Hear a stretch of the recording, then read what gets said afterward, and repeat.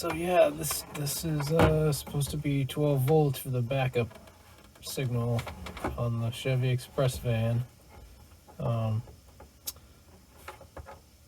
Backup light here. There's the ground, and I just put this tap on there to hook up the old backup camera light. But it took me a while to get an idea of what to do. So schematic said to just connect it directly to the light wire, and then the cable for the camera has a 12-volt line that runs on it.